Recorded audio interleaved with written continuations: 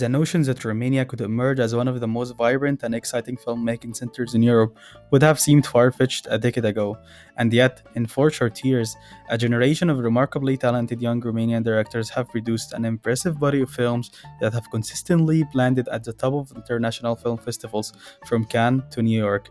This development was inconceivable, especially considering Romania's poverty and oppressive past. Speaking of the past, the new Romanian cinema is very much concerned with the historical conditions that the entire nation had lived through for a half century. Out of the old communist country, Romania had the worst social and cultural conditions. Paradoxically, those very conditions work in its favor today. Ceausescu was a dictator. If you consider all the atrocities he committed, I'd say only one charge was possible: crimes against humanity. And there's only one punishment for that. And then the revolution came along to end decades of oppressive rule by the communist dictator Nicolae Ceausescu, but it took another dozen years before a group of young directors found their voice and vision, made a name for themselves, and turned the nation into a synonym for fresh new cinema on the international scene. But one should never underestimate the historical gravitas that comes with the generations of brutal dictatorship, the effect of its violent overthrow, the demise of an obsolete and corrupt system, the years of silence, and the presence of unrealized talents. In Romania, there were troubled years of transformation, social economical problems, and constant battle with the bureaucracy of the National Center for Cinematography that still favored the old era veterans instead of the new film directors. This growing conflict between past and present finally exploded into a cultural revolution, and when there is no room, funding, or support for young people, an opposition is born. Eventually, a cultural revolution was ignited by the director Cristi Puiu, whom, alongside a few directors of his generation like Cristian Munchiu, wanted to distance himself from all of what they called crude propaganda and/or cinematically primitive entertainment. But Puiu was the one who brought the solution. A realist aesthetic more radical than anything that had been done in this vein in Romanian cinema. Există câțiva cineaști care au îndrăznit să filmeze viața, lumea asta noastră, fără a interveni, fără a modifica. Puiu was a student at the University of Art and Design of Geneva, whose film department is known to favor documentary filmmaking in this observational or direct cinema mode. So, from his first feature, Stefan Dau, Puiu told scripted and acted stories from an observational stance, that of an invisible cameraman catching live unawares. He rejected any hint of expressionism or overt authorial commentary. The film was premiered at Cannes and met with a huge recognition. This successful and detailed portrait of youth in present-day Romania was the first sign of a refreshingly new Romanian cinema that gives the critics hope for the future. Dacă noi ne-am străduit acum să încercăm să facem film frumos așa cum face Campanella, de exemplu, sau cum fac argentinieni, sau cum fac spaniolii, nu am reușit. Noi reușim să facem un film realist, să surprindem niște momente pline de viață, pline de energie, pline de foc, unele care există în realitate, unele pe care le recondiționăm artistic și pe care le punem acolo. His film and style had a huge impact on other young directors, and right away they followed his lead. In order for us to understand the realistic aesthetic and the effect of Puiu on the Romanian cinema, I will compare two films which are arguably the most defining films of the new Romanian wave.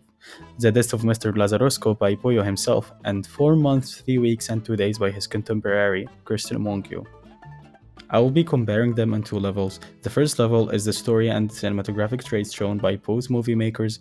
The second level, I will go beyond the former approach and to discover those common theme and the ideas, narrative and storytelling devices that was used by both directors and defines a new wave. The Death of Mr. Lazarusco is a story about an old man who gets sick and calls for an ambulance, but the problem is that he has cancer which he knows nothing about, and the paramedics cannot save him. The ambulance just takes him from here to there, from one hospital to another as doctors keep refusing to treat him and send him away. From the first moment we can clearly distinguish the minimalist approach that Puiu is giving to the film, which was not only an artistical choice, but also because of lack of funds. Almost all of the film is shot using a handheld shaky camera, which also emphasized the realism and amplified the emotional intensity of the scenes. Music is completely absent from the film. The film is shot in a limited time and space frame, and there are many long take shots in the film. These realistic attributes will be defining characteristic of the Romanian new film, including 4 months, 3 weeks, and 2 days. Și pe urmă ne schimbăm, da? Pijamaua că sunt. Lasă pijamaua. Întâi ne facem poza la tomograf și pe urmă ne schimbăm. Pe urmă dați-mi pijama.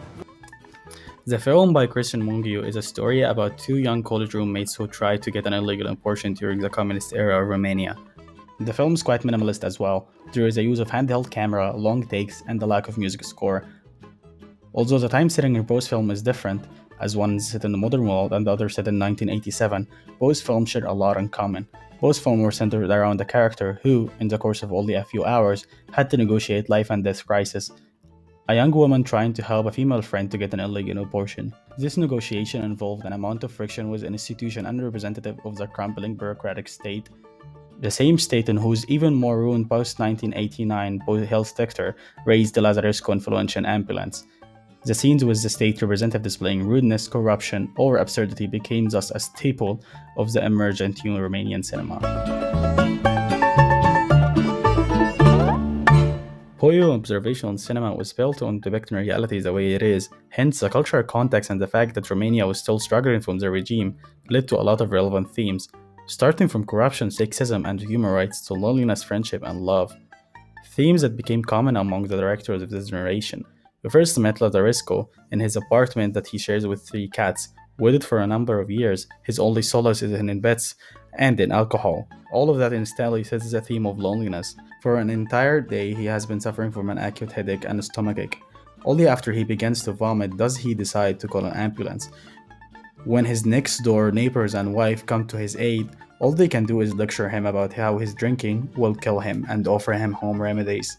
The interactions between Lazarescu and his neighbors has a dry comic quality that continue in the film until a darker tone sets in as illness deepens.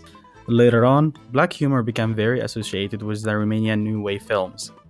The death of Mr. Lazarescu was widely understood by the general Romanian public as an attack on the public health system, a remnant of the ruined socialist state, but Poyo denied being a political filmmaker, and again stressed out that films are there to witness, not to give an opinion. Un regizor bun este regia bună a unui film, un film este bine regizat atunci când regizorul nu se vede. Când regia nu se vede, dar ăla e un film bun. Când operatorul nu se vede, ăla e un film bun. Adică tu trebuie să fii acolo doar un martor. Mungiu had the inspiration to apply his Poyo observational no-comment ethics to the representation of a controversial act like abortion in 4 months, 3 weeks, and 2 days. Mungiu pointed out with pride that his personal position on abortion in general cannot be inferred from the film.